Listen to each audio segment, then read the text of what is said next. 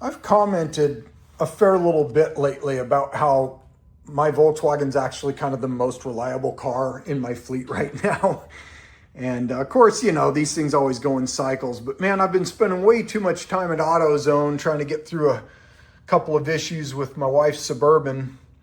And, you know, this car, while technically capable of driving in the rain, I kind of try not to. And one of the reasons is that because when my buddy Aaron and I drove this thing home from Oregon, there was a certain point early into the adventure where we're driving along and rain comes on pretty darn good. And man, the wiper's doing its job. And yes, I did say the wiper is doing its job. You know, everything's fine. And all of a sudden, it's not wiping the glass anymore. You know, it's just here. And it was loud enough that I couldn't really hear. I just assumed that the motor stopped spinning and that we had a problem like that. And so, you know, we pulled over and I'm looking at fuses and all this stuff. Well, finally I said, well, you know, I ought to just make sure real quick here. And got my ear way down close, you know, and flipped on the motor. Oh no, sure enough, man, that motor's still spinning. And that was when I learned about this dreadful mistake of a design here. And honestly, I can't find any evidence that this was a stock means of fastening the wiper arm. But you'll notice, and yes, this thing is pretty jacked up, but so the older style, these early model, there's not even any spline on here at all. It's just a smooth cylinder.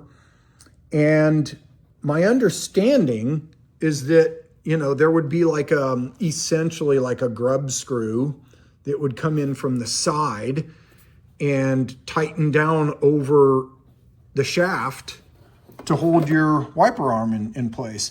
But in this case, we've got this, and this, you know, it's not like some guy just decided to drill a hole through it. I mean, it's actually designed into this piece to have this hex nut rest into here. And so all it does is it just kind of clamps down on it. Well, and I knew that was kind of a problem when I went on my drive the other day. I had my 10 millimeter on my 1/4 inch driver in the passenger seat there ready to go, and tightened it up a couple of times on my short drive, and I'm on the way back, you know, to home, and glass is kind of fogging up on the inside, you know, and then all of a sudden that thing stops completely. And it was bad enough at that point in time that like I had to pull into the middle lane and get out and deal with it. So, you know, this car, my intention for this car is to have it be a quote unquote daily driver. Now, I don't drive anywhere every day, but I like to drive this car as much as possible. And so a lot of the things that I think about doing to it and some of the things that I've actually done to it are with having it be a safe and reliable car in mind. So yeah, it's been, you know, 2.5 years or whatever. It's time to have 2 properly functioning wiper arms. So I've already got my fresh air boxes out, which makes it a little bit easier in here. And I'm gonna just be dropping this motor here, my windshield wiper motor. And while I don't think it's absolutely necessary, it's so easy to do. I'm just gonna pull out my ashtray box and my glove box and hopefully get a little bit better view up into here what's happening. If you see right here, I got this little tab I got to push down on, and say, Hey, do me a favor.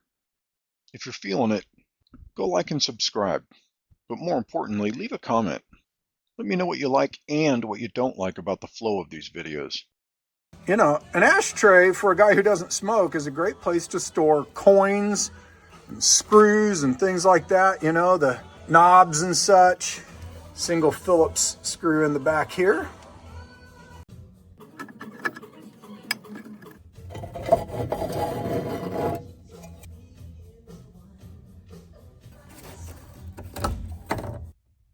Now with that bottom loose, we can focus up here.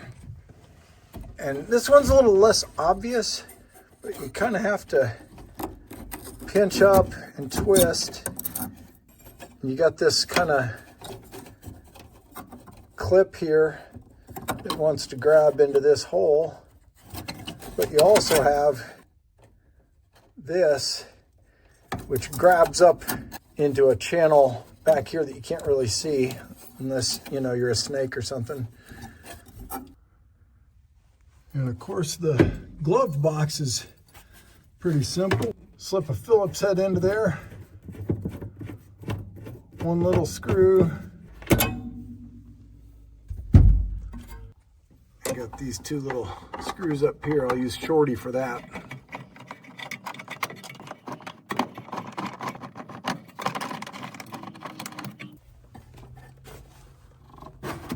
And now we can just slide that box right out from the back. No big deal.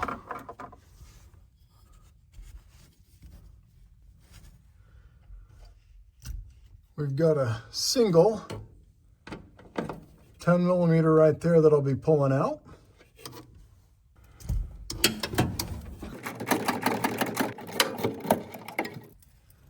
Looks a little something like that.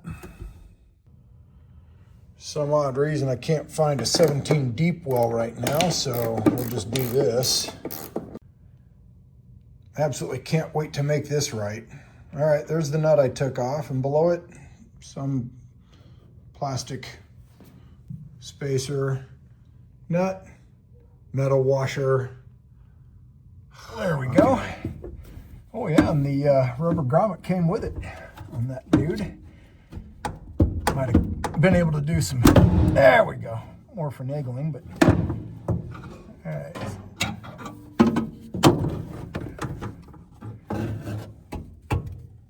All right, now, that could be a lot worse.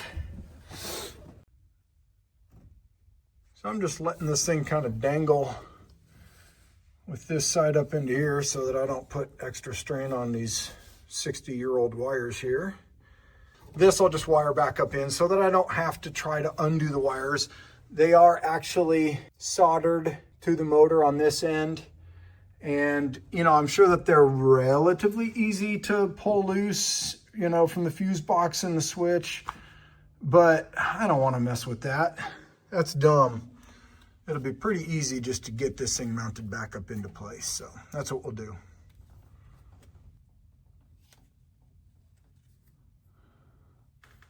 Little E-clip, wavy washer. I believe there's some kind of plastic bushing in here. And probably another one on there. So my short arm goes down first, and my longer arm goes down on top of it. Now I can just pull these nuts, pull this whole assembly loose from the motor, and mount the motor back up in place.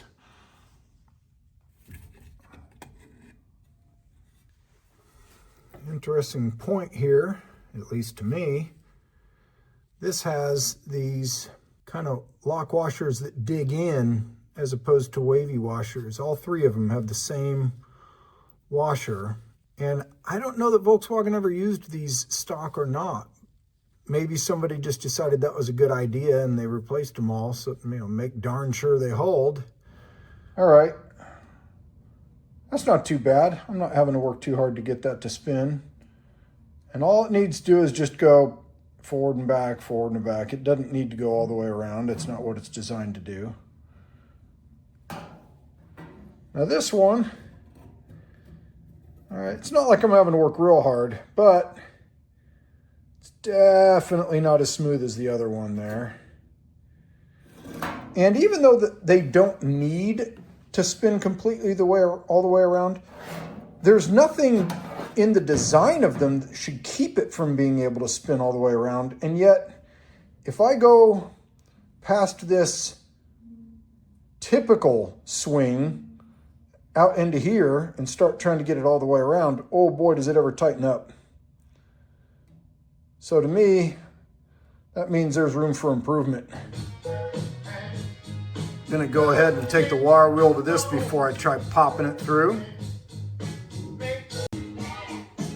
Drop in a little bit of oil, or Earl, depending on where you come from. Now, I'm sure these measurements aren't super critical, but the assembly looked pretty good to me in the beginning, so I just wanted to make sure I could return it to where it was. Man, that's really in there. It's making me wonder a little bit. So this was the only really challenging part for me, and I had to go look at the diagrams online before I could see it.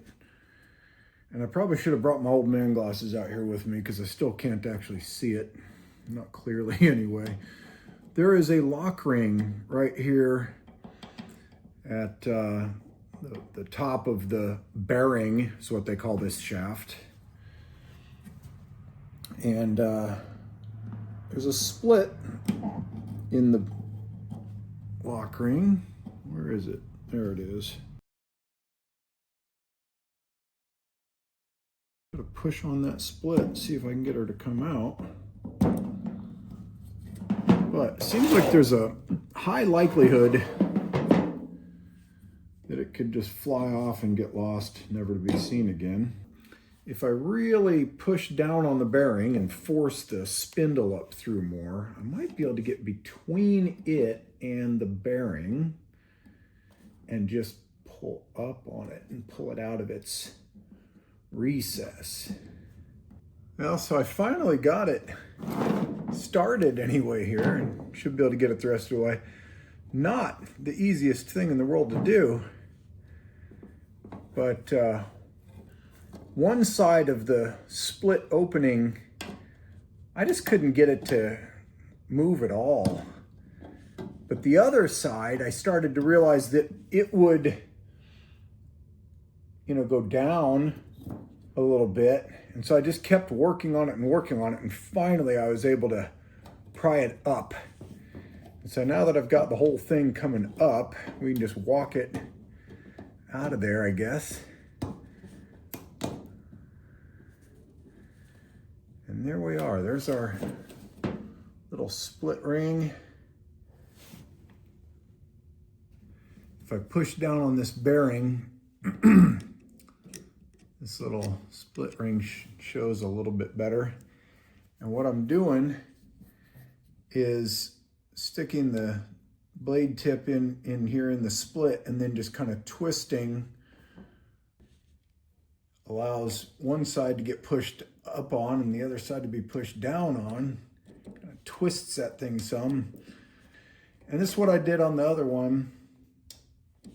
But after I was able to kind of get it to start like that, then I got in here with this finer point and I was just kind of able to work this side up all by itself.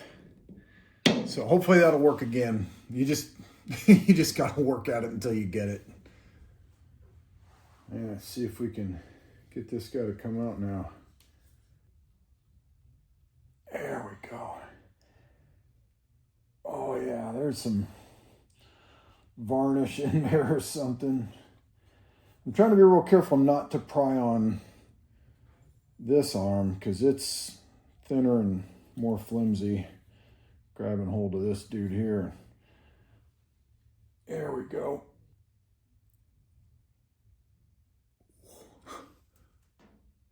Wavy washer. Might need to de-rustify that a little bit first, but yeah, that certainly seems to be an E-clip. So it was an E-clip, but the rust was bad enough it just came apart as I started to remove the rust. Apparently it was the rust. So, washer, whatever. There we go. Oh, actually, okay, that's your, I believe that might be a plastic bushing right there. As you can imagine, it was now time to thoroughly clean all the parts, inside and out. There's something so rewarding in taking something that basically works and putting it back to how it should be. Next will come the beautification and assembly. Thanks for watching.